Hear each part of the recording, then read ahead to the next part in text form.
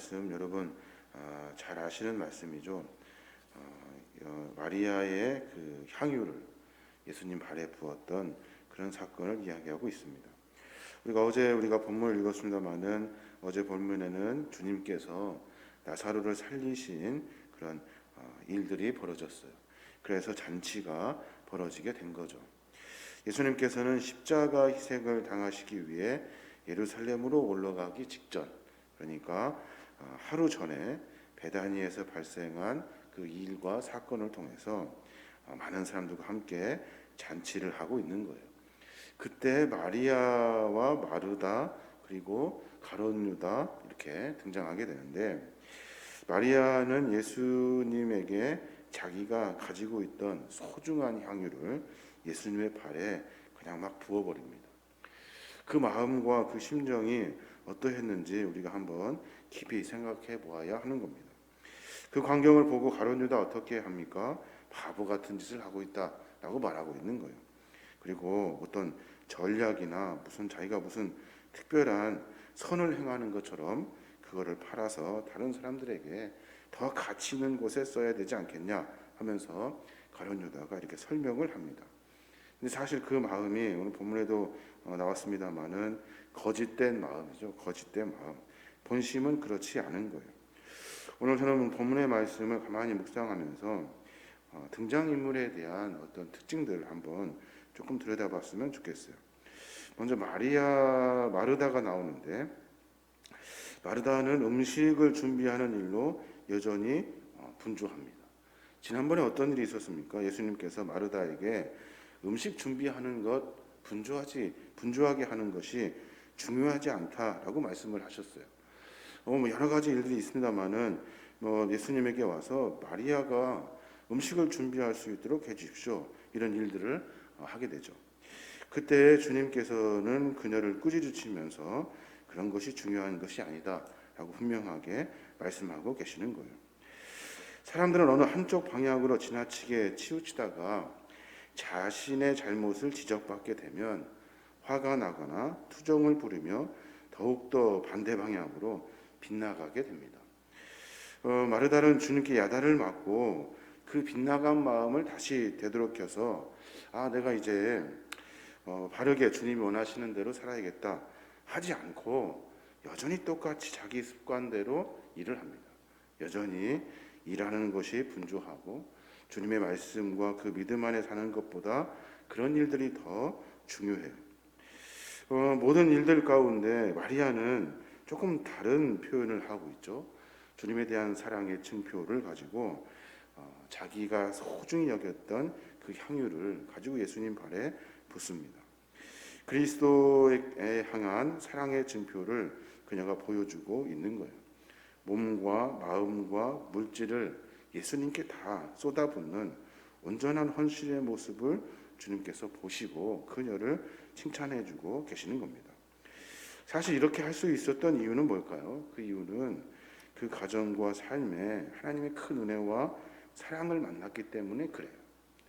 하나님의 은혜와 사랑을 체험한 사람은 주님에게 그 사랑을 되돌려 드리고 싶은 마음이 생기게 됩니다. 그러니까 우리가 하나님의 은혜를 받았는지, 하나님이 나에게 사랑을 베풀어 주시는지, 내가 하나님의 은혜로 살고 있는지를 확인하고 알려면 내가 주님께 지금 무엇을 드리고 있는가 하는 것을 찾아보면 쉽게 알 수가 있는 거예요. 여러 가지 일들이 있습니다만은 아마 기뻐하여 나사로 오빠를 살려주고 또 늘 그 가정에 오셔서 칭찬해 주시고 함께 해주셨던 그 주님의 은혜에 감사해서 마르다는 자기의 소중한 것을 이렇게 드리게 되죠. 가룟 유다는 어떻게 됩니까? 여러분 잘 아시는 것처럼 가룟 유다는 이 광경을 보고 분노합니다.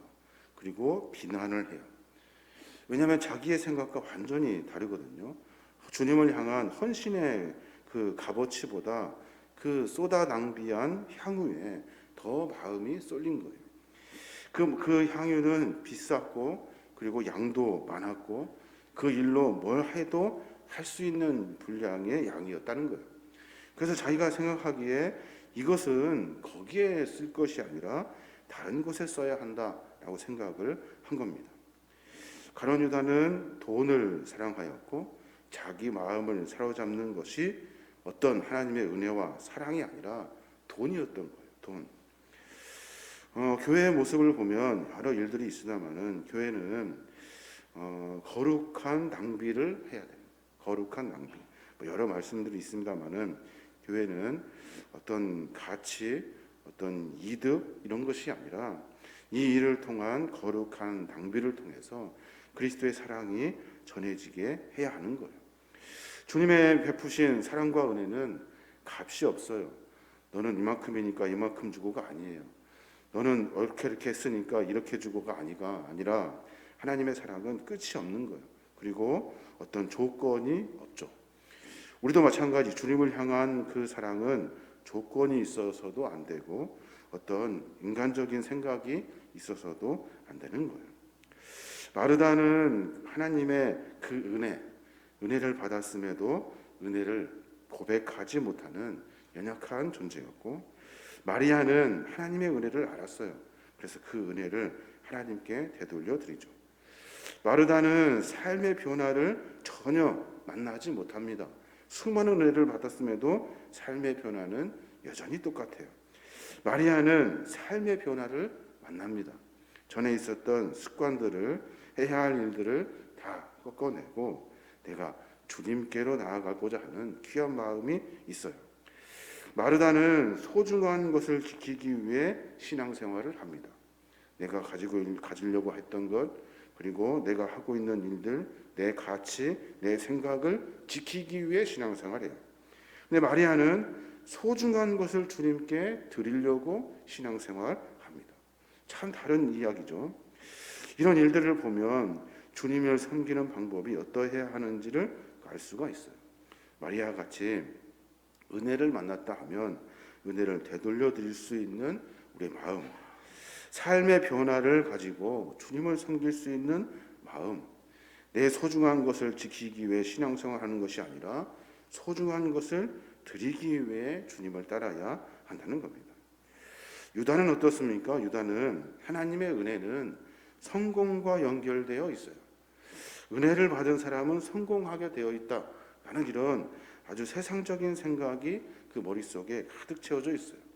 유다가 제자이기 때문에, 주님과 가장 가까운 사람이기 때문에, 그리고 돈에 계산에 밝기 때문에 주님과 함께 있으면 나는 세상적으로 성공한다 생각하는 거예요. 삶의 수단은, 삶을 살아가는 것은 그가 신앙생활하는 것이 아니라 삶을 살기 위한 신앙생활을 하는 거예요. 세상의 가치를 더 돈독하게 세워내기 위해 믿음과 신앙생활을 하고 있는 거죠. 그리고 또 가룟 유다는 소중한 것이 무엇인지 몰라요. 정말로 소중한 것이 무엇인지 몰라. 세상적으로는 돈이 가장 소중해서 그것 쫓아다니는 것처럼 가룟 유다도 돈이 가장 소중하다 생각해요.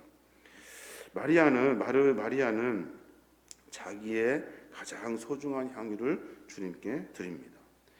향유를 모으려고, 향유를 살려고 얼마나 많이 노력했을까요? 얼마나 마음속에 그것을 두고 살았을까요? 향유. 내가 이것이 있어야 시집도 가고 내가 이거 있어야 뭘 한다고 생각하면서 가장 소중하게 생각했을 거예요. 그런데 하나님의 은혜를 만나는 순간 그 소중함이 바뀌어요. 하나님의 은혜는 그런 거예요. 은혜는 우리의 삶 가운데 모든 것을 변화시켜요. 세상의 것이 아니라 하나님의 거룩한 은혜로 삶을 바꿔내요. 내 소중한 것을 바꾸게 한다는 거예요.